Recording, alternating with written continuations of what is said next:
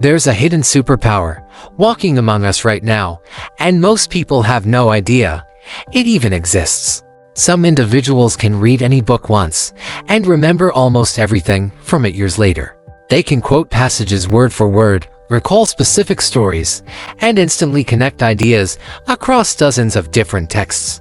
Meanwhile, I'm over here struggling to remember what I had for breakfast yesterday. I've consumed hundreds of books, blogs, and newsletters over the years, but my ability to recall any meaningful information is absolutely catastrophic. My brain operates like a bucket, with massive holes in the bottom.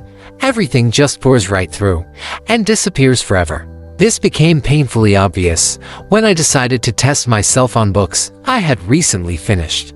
I grabbed Steal Like an Artist by Austin Kleon, a book I just completed.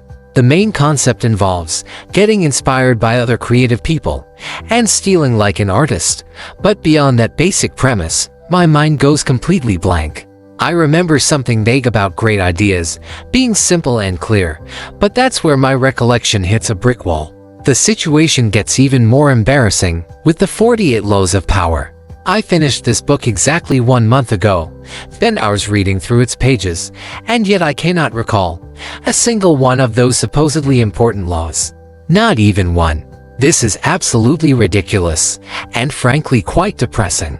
There's virtually no point in reading nonfiction books, especially those focused on personal development, if you're going to absorb nothing and implement zero insights.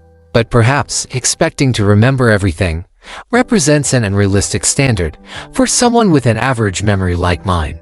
My research into this problem revealed that memory abilities vary dramatically from person to person.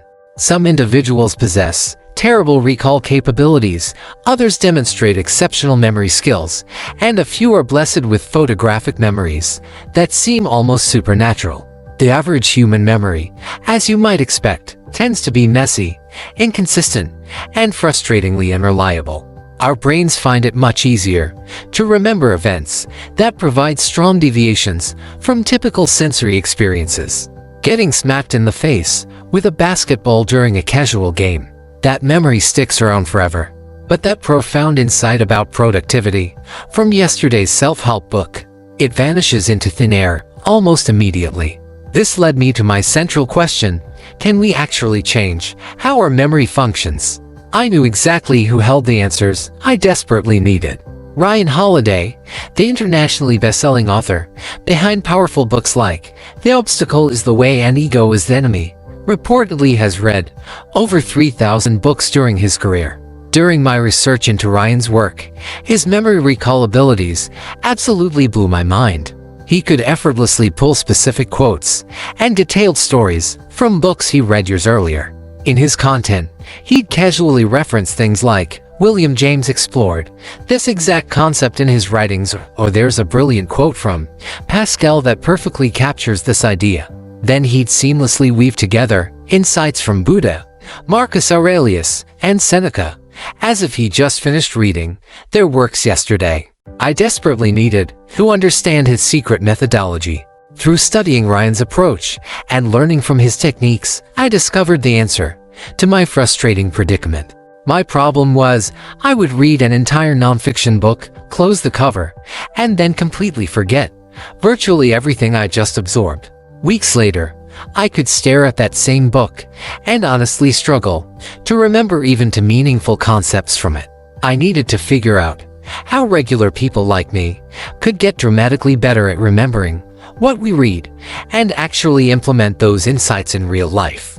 Ryan's response, which I learned from studying his methodology, completely shifted my perspective and changed everything I thought I knew about learning. Through his teachings, I discovered that first, you should be much kinder to yourself.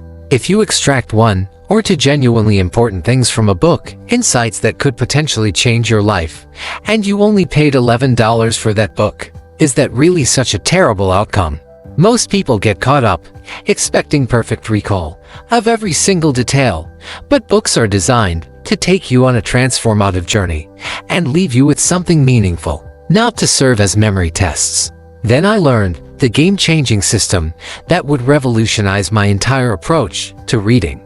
Through Ryan's work, I discovered that his career began in publishing as a research assistant, working directly under Robert Greene, the legendary author, who taught him a reading methodology that he continues practicing every day. The system is very simple, but proves incredibly powerful in practice. From studying Ryan's approach, I learned that as he reads through any book, he actively folds page corners at particularly interesting sections and writes brief notes to himself in the margins. He highlights passages that resonate strongly with him or provide valuable insights.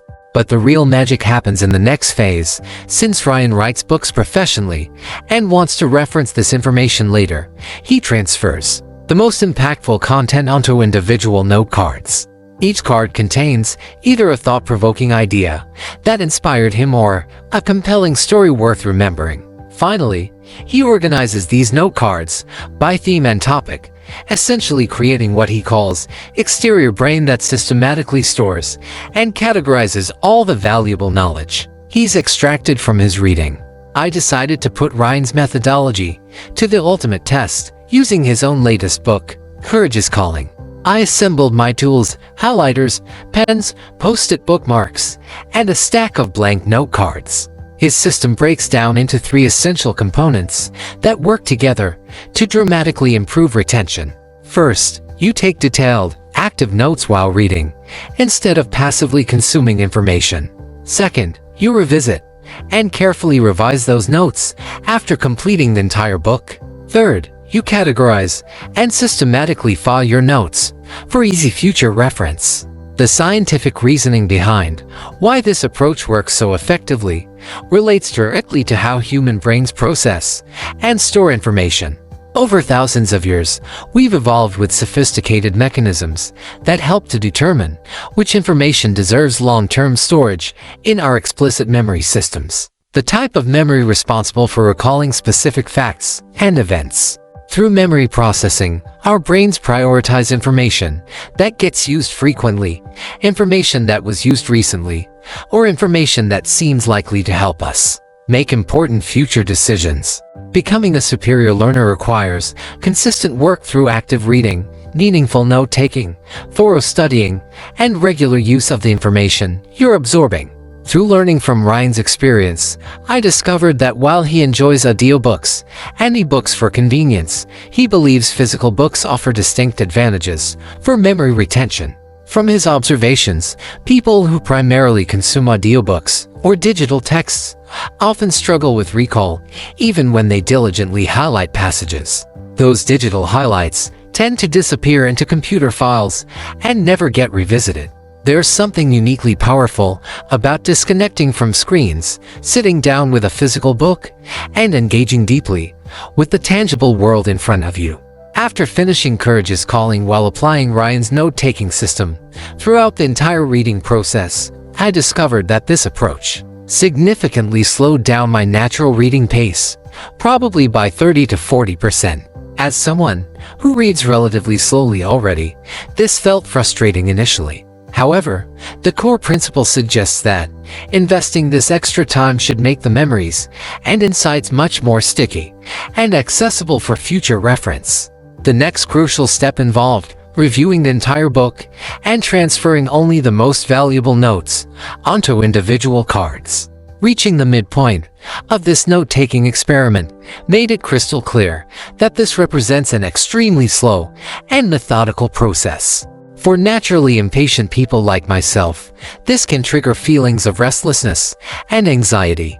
But I kept reminding myself that the goal isn't becoming superhuman and devouring entire books in single sittings. Instead, it's about taking proper time to digest complex information, think critically about new concepts, and discover ways to reuse and repurpose valuable insights.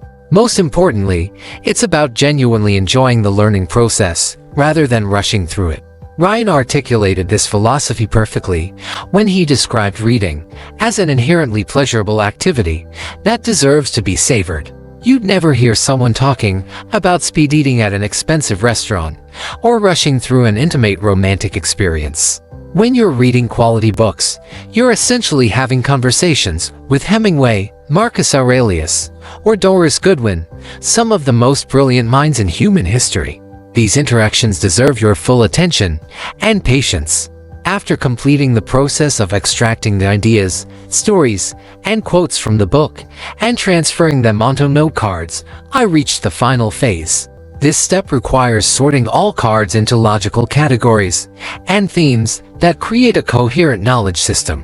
One crucial realization from this entire experiment is that memory doesn't happen accidentally. It requires systematic organization of information into accessible mental frameworks. While it's still too early to determine whether this system will dramatically improve my long-term memory, and I suspect I'll remain closer to the goldfish end of the retention spectrum, I discovered something far more valuable during these weeks of disciplined practice. You don't actually need to remember everything perfectly.